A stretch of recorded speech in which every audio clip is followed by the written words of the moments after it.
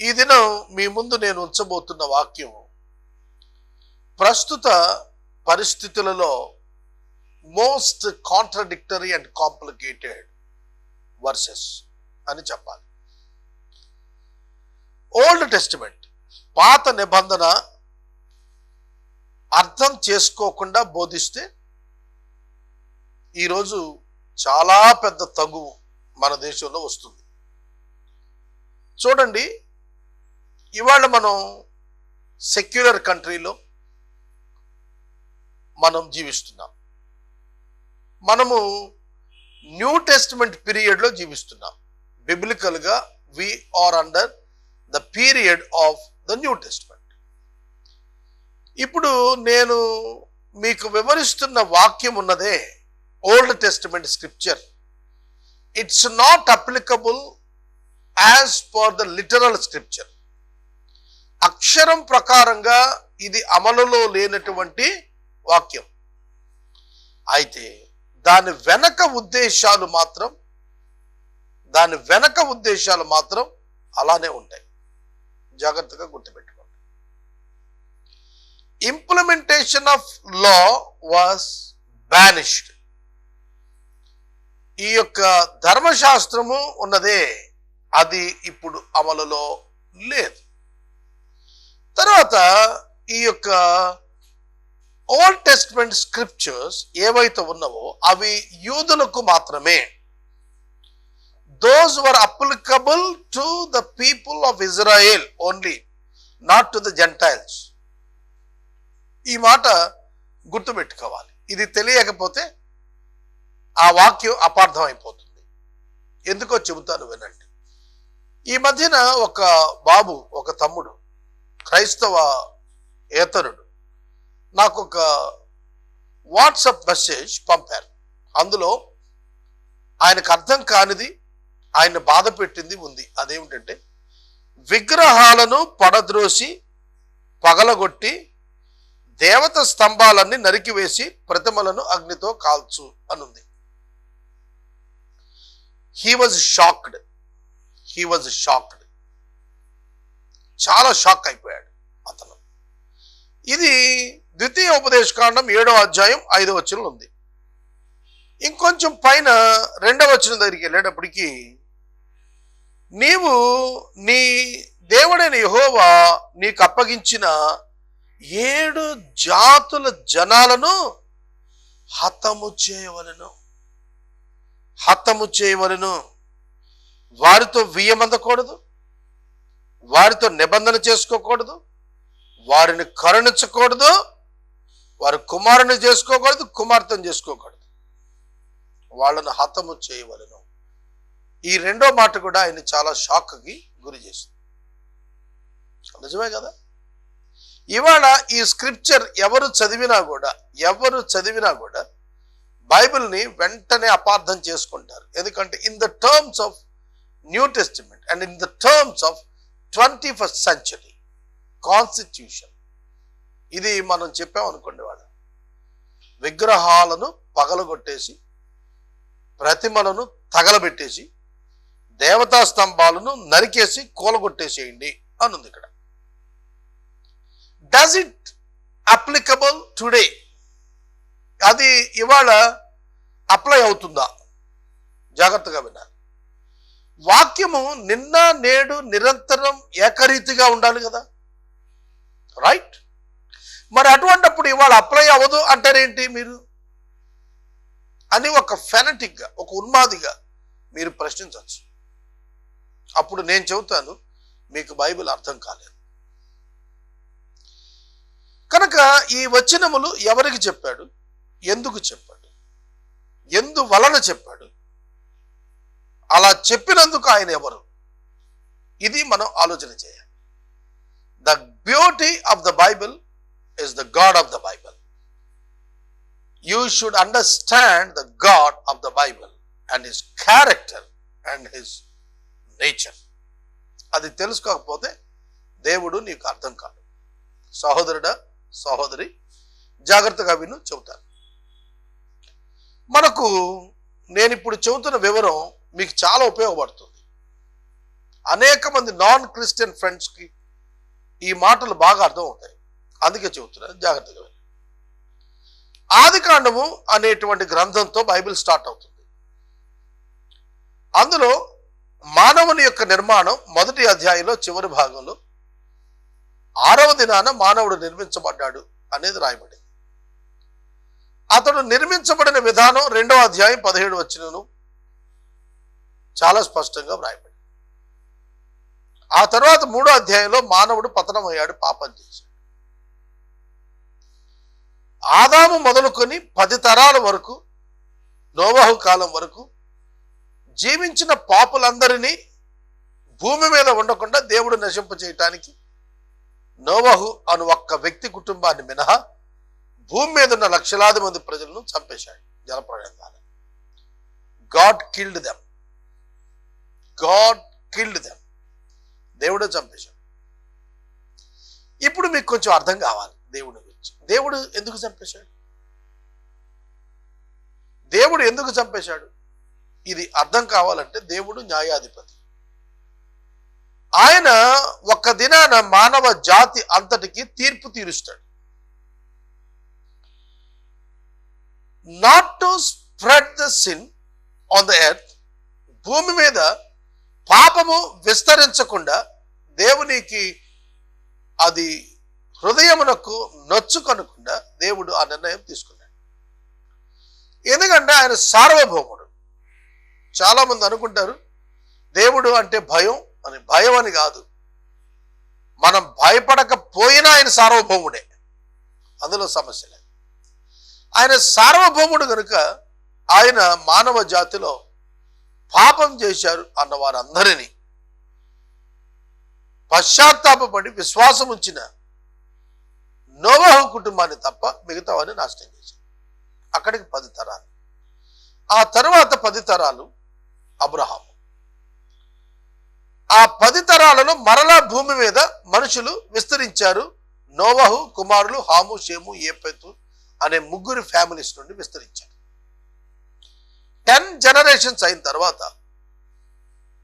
కల్దీయ ప్రాంతం, ఇప్పటి ఇరాక్, ఆ ప్రాంతానికి చెందినటువంటి ఊరు అనే పట్టణం నుండి దేవుడు అబ్రహామును పిలిచాడు.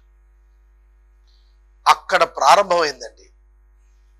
జాగ్రత్తగా వినండి. మానవ జాతులు అనేక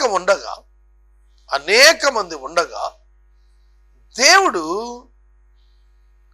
అబ్రహాము అను ఒక వ్యక్తిని పిలుచుకున్నాడు. అక్కడ దైవ సంకల్పం అర్థం కావాలి మనకి. అప్పటికే చాలా మంది మనుషులు ఉన్నారు. అప్పటికి 10 తరాలు కదా, జల ప్రవాహం ముగిసి ఈ 10 తరాలలో విస్తృతంగా జనాభా పెరిగారు. ఆ పెరిగిన జనాంగములో నుండి ఓన్లీ వన్ పర్సన్, ఒకే ఒక్క వ్యక్తిని పిలుచుకున్నాడు. అతని పేరు అబ్రహాం. అక్కడ నుండి మనం చూస్తే అతని కుటుంబంలో ఇస్సాకు యొక్క కుటుంబంలో యాకోబును, యాకోబు యొక్క కుటుంబంలో 12 గోత్రాలను దేవుడు ఏర్పాటు చేసుకున్నాడు. వారిని 70 మందిగా ఉన్నప్పుడు ఐగుప్తు తీసుకెళ్లాడు. 6 లక్షల కాలం అయిన తర్వాత బయటకు తీసుకొచ్చాడు. వారికి ఒక దేశాన్ని స్వాస్థ్యంగా ఇవ్వాలనుకున్నాడు. అప్పటికే అనేక జాతులు ఉద్భవించి ఉన్నాయి. యాకోబు యొక్క సంతానములో నుండి ఇజ్రాయేలీయులు అనే ఒక జాతి ఎలా వచ్చిందో, అలాగే యాకోబు యొక్క అన్న అయిన ఏశావు నుండి ఎదోమీయులు వచ్చారు. ఇస్సాకు యొక్క సోదరుడైన ఇష్మాయేలు నుండి ఇష్మాయేలీయులు వచ్చారు. అబ్రహాము యొక్క సంతానము కెతూరా ద్వారా కలిగినటువంటి 6 కుమారుల ద్వారా దేశాలు వచ్చాయి. మిద్యాను అందులోనే వచ్చింది, దీదాను అందులోనే వచ్చింది. అబ్రహాము యొక్క అన్న కుమారుడైన లోతు ద్వారా మోయాబీయులు, అమ్మోనీయులు అనే జాతి వచ్చింది. ఈ విధంగా మనం చూస్తున్నప్పుడు చాలా జాతులు క్రీస్తు పూర్వము 1400 సంవత్సరాలు వచ్చేటప్పటికి 600 సంవత్సరాల్లో భూమి మీద విస్తృతంగా పెరిగిపోయారు. అక్కడ వారిని ఒక దేశంగా చేసుకున్నప్పుడు వారిని ఐగుప్తు దేశంలో అభివృద్ధి నిమిత్తం ఉంచినప్పుడు దేవుడు తన రక్షణ ప్రణాళిక నెరవేర్పును వారికి అర్థమగునట్లుగా చెర అనుభవములో వారిని ఉంచి మోషే ద్వారా వారిని విడిపించి రక్షించి మానవులు పాపం అనేటువంటి చెర నుండి ఎలా రక్షించబడతారో వారికి అర్థమయ్యేట్లుగా చేసి అగ్నిగుండం నుండి తప్పించుకోవటానికి కావలసిన ప్రణాళిక యొక్క నమూనా పాత నిబంధన గ్రంథంలో మోషే భక్తుల ద్వారా దేవుడు ఏర్పాటు చేసి ఇచ్చాడు. అక్కడే ధర్మశాస్త్రం వచ్చింది. ఈ ధర్మశాస్త్రం ఎవరికి అంటే ఎవరి నాయకత్వంలో, మోషే నాయకత్వంలో ఎవరైతే బయటకు వచ్చారో వారికే చెందుతుంది. ఎందుకు వారిని ఆ విధంగా ఏర్పరచుకున్నాడంటే లోకమంతటికి వీరు సాక్షిగా కనబడతారు, ఈ వీళ్ళు దేవుని పిల్లలు, దేవుని నిబంధన కిందకు వచ్చిన వారు అని తెలియట కొరకు. ఆ కాన్సెప్ట్ లో నిర్గమకాండము, లేవీకాండము, సంఖ్యాకాండము, ద్వితీయోపదేశ కాండము రచించడం జరిగింది. ఆ నేపథ్యంలో ఇశ్రాయేలీయులను దేవుడు ఒక జనాంగముగా, రాజ్యముగా చేయటానికి ఇష్టపడి పాలు తేనెలు ప్రవహించే దేశంలోనికి వారిని నడిపిస్తూ ఉన్నప్పుడు మోషే చేత దేవుడైన యెహోవా ఈ మాటలు చెప్పించాడు. దానికి కలిగిన కారణం ఏంటంటే కవెనెంట్, నిబంధన. నేను తప్ప వేరొక దేవుడు మీకు ఉండకూడదు. ఆకాశం అందే గాని, భూమి మీదే గాని, నీళ్ళ ఎందే గాని, నీళ్ళ క్రింద గాని ఉన్న ఏ జీవి యొక్క రూపాన్ని మీరు దేవునిగా చేసుకోకూడదు. అర్థమవుతోందా? దేవుడు ఇశ్రాయేలు జనాంగానికి ఈ ధర్మశాస్త్రం ఇచ్చి ఇలా చెప్పటానికి కారణం ఏమిటి అంటే ఆజ్ఞల ప్రకారము వారు జీవించటానికి దేవునితో నిబంధన చేసుకున్నారు. Covenant is an agreement between God and the people of Israel only. ఇశ్రాయేలీయులకు దేవునికి మధ్య మాత్రమే ఈ ఒప్పందం ఉన్నది. కనుక వీరిని దేవుడు ఏర్పాటు చేసుకున్నాడు. ఎవరైతే దేవుని ప్రేమించి, దేవుని సేవించి, దేవునికి లోబడతారో వారిని తన పిల్లలుగా చేసుకుని ఆ రాజ్యంలో ఉంచుతానన్నాడు దేవుడు.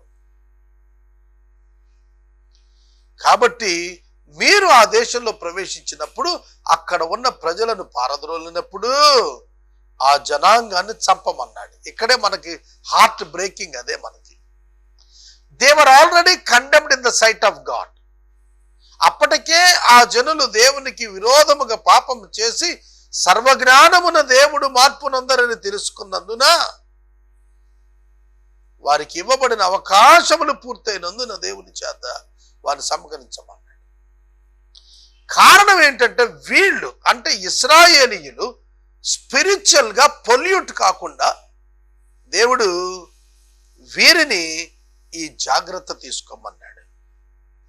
చూడండి, నన్ను అనుసరింపకుండా ఇతర దేవతలను పూజించున్నట్లు నీ కుమారుని వాళ్ళు మళ్ళిస్తారు. అందువలన యెహోవా కోపాగ్ని నీ మీద రగులుకొని ఆయన నిన్ను త్వరగా నాశనము చేయును. కాబట్టి విగ్రహాలను పడగొట్టు, కాబట్టి ప్రతిమలను తగలగొట్టు, కాబట్టి ప్రతిమలను పగలగొట్టు, కాబట్టి బలిపీఠాలు పడద్రోసే. ఈ జాతికి మాత్రమే ఇచ్చాడు. ఎందుకంటే ఈ జాతి దేవునితో అగ్రిమెంట్ పెట్టుకుంది, మేము వేరొక దేవుని కలిగి ఉండము, ఏ విగ్రహం మేము చేసుకోము. ఈ అగ్రిమెంట్ వాళ్ళు ఫాలో అప్ చేస్తున్నారు కనుక, చెయ్యవలసి ఉన్నది కనుక దేవుడు ఈ విధమైన ఆజ్ఞ ఇచ్చాడు. విగ్రహాలు పడగొట్టమన్నాడు, వాళ్ళని హతం చేయమన్నాడు. కారణం, వాళ్ళు నీ కుమారుని విగ్రహారాధనలో దించి మిమ్మలను నాశనం నా చేత చేయిస్తారు. కాబట్టి మీరు నాశనం కాకుండానట్లుగా వారిని తొలగించేసేయమన్నాడు. ఇప్పుడు అది అప్లై కాదు. Today this words cannot be applied. ఇవాళ ఈ లిటరేచర్ ఉందే, ఇది అప్లై కాదు. ఇది కొట్టివేయబడిన ధర్మశాస్త్రం. యేసుక్రీస్తు ప్రభు ఈ ధర్మశాస్త్రాన్ని నెరవేర్చి తొలగించాడు. Now the Christians are not under the law of God. Please note. The Christians are not under the law of Moses. మోషే యొక్క ధర్మశాస్త్రం క్రింద క్రైస్తవుడు లేడు. క్రైస్తవుడు న్యూ టెస్టిమెంట్కు చెందినవాడు. ప్రిన్సిపల్ ఏమిటంటే కమాండ్మెంట్, యాక్షన్ ఏమిటంటే ప్రతిమలు పగలగొట్టుట. ఆ ప్రజలు ప్రతిమలు పగలగొట్టడానికి కారణం ఏంటంటే వాడు విగ్రహారాధనలో పడకుండుట. అగ్రిమెంట్ ఏంటంటే విగ్రహారాధన చేయకుండుట. కనుక ప్రిన్సిపల్ ఏమిటంటే నేనే దేవుడును, నేను తప్ప వేరొక దేవుడు నీకు ఉండకూడదు. దానిని క్రిస్టియన్ ఒబలైజ్ చేస్తాడు. అయితే అలా ఎవరైనా సరే కలిగి ఉంటే వారిని చంపటానికి కానీ ప్రతిమలు పగలగొట్టడానికి కానీ దేవుడు క్రైస్తవుడికి ఆజ్ఞ ఇవ్వలేదు. This is New Testament. The principle applies, but the action was not applied. ఆ రోజున వాళ్ళు చేసింది అప్లై కాలేదు, కానీ దేవుడిచ్చిన ఆజ్ఞ మాత్రం even today Christian should not do the idol worship. Because God hates that. He hates always. Not only in the Old Testament, but also in the New Testament. God hates idolatry. దేవుడు విగ్రహారాధనను ఒప్పుకోడు. అందుకే ఆరాధించువారు ఆత్మతో సత్యముతో ఆరాధించాలని చెప్పేశాడు. Even not in the building church building, synagogue or on the mountain, కొండ మీద కానీ సినగోగులో కానీ మందిరంలో కానీ మీరు ఇక మీదట ఆరాధించక్కర్లేదు. ఆరాధించువాడు ఆత్మతోనూ సత్యముతోనూ ఆరాధించాలన్నాడు. You don't need to break the idols. You don't need to demolish the temples. కనుక ఇది అర్థం కాల చాలా మందికి. ఈ వివరణ వారికి క్రైస్తవేతర సమాజానికి క్రైస్తవుడు ఎక్స్ప్లెయిన్ చేయాలి. బైబిల్ ఈ డిస్పెన్సేషన్ ఆఫ్ లా పీరియడ్ లో ఉన్నప్పుడు వారికి మాత్రమే చెప్పబడినటువంటి కొన్ని ప్రత్యేకమైన మాటలు ఇవాళ మనం సమాజంలో అప్లై చేసుకుని కంగారు పడుతున్నాం. బైబిల్లో రాసేసి ఉందండి, మర్డర్లు చేసేయండి, విగ్రహాలు కూల్చేయండి అని రాసుందండి. చాలా మంది క్రైస్తవ బోధకులు తెలియక ఎవరైనా నాన్ క్రిస్టియన్ ప్రభువుని అంగీకరిస్తే ఆ నీళ్లలో విగ్రహాలు పారేయటమో భూమిలో పాతి పెట్టడమో చేస్తున్నారు. అలా చేయాల్సిన పని ఏముంది? It is nothing but dishonouring some others faith. You don't need to do that. అది నువ్వు చెయ్యక్కర్లేదు. ఆ విధంగా నువ్వు వాళ్ళను ఆ అభిప్రాయం వాళ్ళకు వచ్చేట్టుగా ప్రవర్తించరాదు. You have trusted God, you can obey God. That's all simple. నువ్వు రక్షించబడు, విశ్వాసం ఉంచు, రక్షించబడ్డు అంతవరకు. కనుక మనం ఇప్పుడున్నటువంటి న్యూ టెస్ట్మెంట్ పీరియడ్లో కాన్స్టిట్యూషనల్ ఇవాంజలిజం మనం చేయగలగాలి.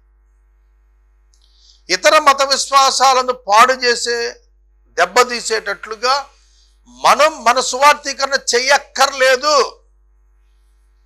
ఎప్పుడు చేయాలో తెలుసా? కంప్లీట్ టోటల్ గాస్పుల్ బ్యాన్ చేస్తే ఖచ్చితంగా చేస్తే రాలి. కానీ ఇప్పుడు మన కాన్స్టిట్యూషన్ బ్యాన్ చేయలేదే, రిలీజియస్ ఫ్రీడమ్ ఇచ్చింది. కాబట్టి రిలీజియస్ ఫ్రీడమ్ను వినియోగించుకొని ఒక గుడ్ సివిక్ సెన్స్తో ఒక రియల్ క్రిస్టియన్గా, ఒక గ్రేట్ సిటిజన్ ఆఫ్ ఇండియాగా నువ్వు నీ మత విశ్వాసాన్ని, నువ్వు నమ్మిన సిద్ధాంతాన్ని నీ పొరుగు వారితో with permission you can tell them. యేసుప్రభు చెప్పింది అదే. మీరు వెళ్ళండి, నో అంటే మీరు వెళ్ళిపోండి. Don't compel them to even hear, don't compel them to even receive you. మిమ్మల్ని ఇంట్లోకి పిలవలేదు అనుకోండి, వెళ్ళిపోండి. మీ పాదధూళి అక్కడ వదిలి వెళ్ళిపోండి, అది సాక్ష్యం అవుతుందని అన్నాడు. మీరు గ్రహించాలి దేవుని యొక్క వాక్యాన్ని. క్రొత్త నిబంధన గ్రంథంలో దేవుడు విగ్రహారాధనను అనుమతించలేదు, పాత నిబంధనను కూడా అనుమతించలేదు. కదా అని చెప్పి ఇప్పుడు కొత్త నిబంధనలో వాళ్ళను తీసుకొచ్చి విగ్రహాలు పగలగొట్టమనే బోధ ఇప్పుడు చేయలేదు. ఇది ఇప్పటికి సంబంధించింది కాదు, ఈ తరమునకు, ఈ జనమునకు, ఈ సంఘానికి చెందింది కాదు. We should not misbehave with the others religious faith. No right, హక్కు లేదు. ప్రియమైన దేవుని బిడ్డలారా, ఈ సత్యము ప్రతి క్రైస్తవ బోధకుడు, క్రైస్తవ విశ్వాసి గుర్తెరగాలి. ప్రతి క్రైస్తవ విశ్వాసి గుర్తెరగాలి. ఎంత ఫ్రీడమ్ ఆఫ్ రిలీజన్ ఉందంటే ఇవాళ we have more than 25 Telugu Christian 24 hours channels are existed. What a great country our country is. చెప్పండి, మన దేశం ఎంత గొప్ప దేశం అది. మన కాన్స్టిట్యూషన్ ఎంత భద్రతనిచ్చిన కాన్స్టిట్యూషన్. కాబట్టి మనము ఎట్లా సువార్త ప్రకటించాలో మనం అభ్యాసం చేసుకోవాలి. ఆటంకములు వస్తున్నప్పుడు దానికి చక్కటి విధానమున వివరణ ఇచ్చుట నేర్చుకున్న బద్ధులమై ఉన్నాం. ఎల్లప్పుడూ మీ సంభాషణ ఉప్పు వేసినట్టు కృపాసహితంగా ఉండాలన్నాడు. చాలా తీవ్రమైన పరుష పదజాలంతో వాట్సాప్ మెసేజ్లు పెట్టిన వాళ్లకు నేను ఎంతో సామరస్యంతో సౌమ్యంగా నేను పంపించిన జవాబులు, వాళ్ళు నన్ను బ్రదర్ అని, ఫ్రెండ్ అని పిలిచే స్థాయికి వాళ్ళు వచ్చారు. They don't hate people, they hate the system. They love the people and they love God, but they hate the systems which some people are unknowingly following against the others' faith. మత విశ్వాసాలను కించపరుస్తున్నట్లుగా ప్రవర్తిస్తున్న కొందరి ప్రవర్తనకు వారు నొచ్చుకొని ఇటువంటి వచ్చినాయి తప్ప దేశంలో. It's a best country. Overall గా చూస్తే చైనాలో మన ఓపెన్ గా ప్రేయర్స్ లేవు, పాకిస్తాన్లో ఓపెన్ గా ప్రేయర్స్ లేవు, ఇండివిజువల్ గా చేసుకోవటమే. But in India there is a great freedom of religion. కనుక ఏ క్రైస్తవుడు ఎన్నడూ కంగారు పడదు. క్రైస్తవేతలు అభ్యంతరం పడుతున్నప్పుడు దాని కారణాలను చర్చారూపకంగా చక్కగా అన్వేషించండి, డిస్టర్బ్ కావద్దు. పౌలు గారి కాలంలో ఎంతో గొప్ప అప్రోల్, ఎంతో గొప్ప అలజడి ఆనాడు యూదుల నుంచి ఎదుర్కొన్నాడు. పౌలుని చీల్చేస్తారేమో మాబ్స్ అనే అంతటిగా గవర్నమెంట్ ఇన్వాల్వ్ అయ్యి అతన్ని అరెస్ట్ చేసి అతని ప్రాణాన్ని కాపాడాల్సి వచ్చింది. He was given an opportunity to tell about his faith before the public in the presence of the judge and the rulers. తెలుసునా, ఇవాళే కాదు ఎప్పుడూ కూడా చట్టం భద్రంగానే ఉంది, చట్టం బలంగానే ఉంది. చట్టాన్ని అమలుపరచక చేతిలోకి తీసుకున్నటువంటి వ్యక్తుల వల్ల హాని వచ్చింది, కానీ ఓవరాల్ గా constitution is the best one. నేను మనవి చేస్తున్నాను, బైబిల్ సపోర్ట్స్ ద కాన్స్టిట్యూషన్. ప్రియమైన దేవుని బిడ్డలారా, the New testament supports the constitution of India. It's not against the Bible. కాకపోతే వివరణలు తెలుసుకోవలసినంతగా తెలుసుకోకపోవటం వల్ల, వివరణ ఇవ్వవలసిన వారు ఇవ్వలేకపోవటం వల్ల వచ్చే కన్ఫ్యూజనే తప్ప కూర్చొని మాట్లాడుకున్నప్పుడు ఏ సమస్య లేదన్న. బైబిల్ ప్రకారం ఒకే దేవుడు అని చెప్పబడింది. ఆ ఒక్క దేవుడు యేసుక్రీస్తు. కనుక ఇవాళ ఎవ్వరూ కూడా, క్రైస్తవుడు ఎవ్వరు భయపడ వీలు లేదు, ఇతర మతముల యొక్క విశ్వాసములను కించపరచ వీలు